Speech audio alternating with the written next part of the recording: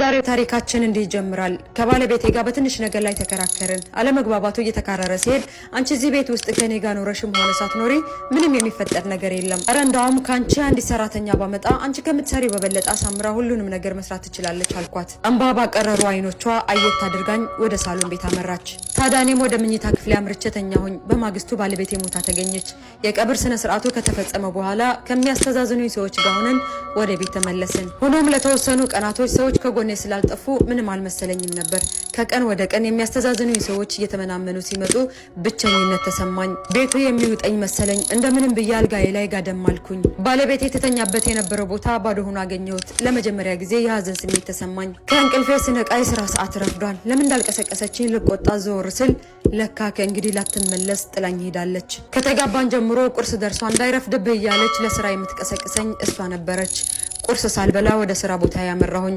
ቀኑ በዝግታ አለፈ። ቢሆንም የሆነ ነገር ቅር እንዳለኝ ይታወቀኛል። ምን ይሆን ስላሰብኩኝ ለካሴ ባለቤቴ ስልክ ጥሪ ነው። ሁሌም ስራ ላይ ሁኜ ትደውልልኝ ነበር። ውዴ እንዴት እንደናፈከኝ ልነግርህ አልችልም። ደግሞ እንዳትቆይ በጊዜ እንድትገባ ትለኛለች። እንዲህ ስትለኝ ልትቆጣጠረኝ ፈልጋ እየመሰለኝ እናደድባት ነበር። ዛሬ ግን ድምጿን አፈቀኝ። ሰዓቱ ደርሶ ወደ ቤት ተመለስኩኝ።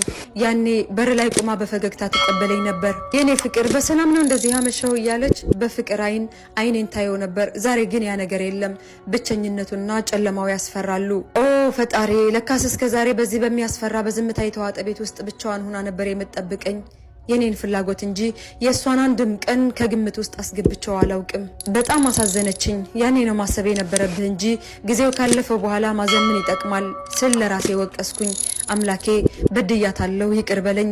በዚህ ሁኔታ ላይ ያለሁኝ ክፉኛ ታመምኩኝ። ከአጠገቤ ሆና የምታበረታታኝ፣ በእጆቿ እያሻሸች ፍቅርን የምትለግሰኝ፣ የምታጽናናኝ፣ የምታስታምመኝ እሷ ነበረች። ዛሬ ግን የለችም። እንዴት ይከብዳል! ይችን የመሰለች መልካም ሴት በከፍተኛ ሁኔታ ስበድላት መኖሬ ከነከነኝ። ራሴን ጠላሁኝ። ስቅስቅ ብዬ እያለቀስኩኝ እያለ ድንገት የኔ ወድ ረፍዷል ተነስ የሚል ድምፅ ከእንቅልፌ ያነቃኝ። ለካስ ያ ሁሉ ጉድ የሚታየኝ በህልሜ ነበር። በድንጋጤ ተውጬ አጠገቤ ሆና በፍቅር አይኔን የምታየኝን ባለቤቴን እቅፍ አደረኳት። ፈጣሪ የተመሰገነ ይሁን፣ ውዷ ባለቤቴ በህይወት አለችልኝ። ከዚህ ቀደም ለበደልኳት ሁሉ ይቅርታ ታደርግልኝ ዘንድ ተማጸንኳት። ከእንግዲህ ላላስከፋት ለራሴ ቃል ገባሁ ይላል ባለ ታሪኩ። ወዳጄ፣ ነገሮቹ ካለፉ በኋላ ከመጸጸት አሁኑኑ ከአንተ የሚጠበቀውን ነገር ለማድረግ ጥረት አድርግ። ሲጀመር የሰው ልጅ በተፈጥሮ ሙሉ አይደለም። የተወሰኑ ድክመቶች ይኖሩበታል። ያንን ድክመቱን እንደ ማጥቂያ መሳሪያ እየተጠቀምክ ይበልጥ አታቁስለው። በተለይ ደግሞ የህይወት አጋርህ በሆነችው ባለቤትህ ላይ ልቧን የሚሰብሩ ቃላቶችን ከመጠቀም ተቆጠቡ።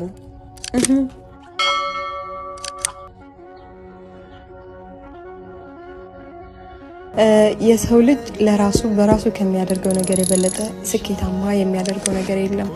ስኬትም ሆነ ውድቀት በራሱ በሰው ልጅ ተሳትፎ የሚመጣ ውጤት ነው። የሰው ልጅ የበጎነትንም ሆነ የክፋትን መንገድ የመከተል ምርጫ አለው። ትጋት የዚችንም ሆነ የመጪው ዓለም የስኬት መውጫ መሰላል ነው። የችሎታውን ልክ ጥረት የሚያደርግ ሰው የአላህን እርዳታ ምሬት ያገኛል። ታዲያ የአላህ መልእክተኛ ረሱል አለይሂ ሰላቱ ወሰላምም እንዲህ ብለዋል፣ ጠንካራ ሙእሚን ከደካማው ሙእሚን በላጭና አላህ ዘንድ ይበልጥ ተወዳጅ ነው። ከሰው ሁሉ በላጩ እድሜው የረዘመና ስራው ያማረ ነው። እያንዳንዳችሁ ኃላፊነት በተሰጣችሁ ነገር ላይ ተጠያቂዎች ናችሁ። ስራው ወደ ኋላ የሚጎትተው ዘር ወደፊት አያስቀድመውም።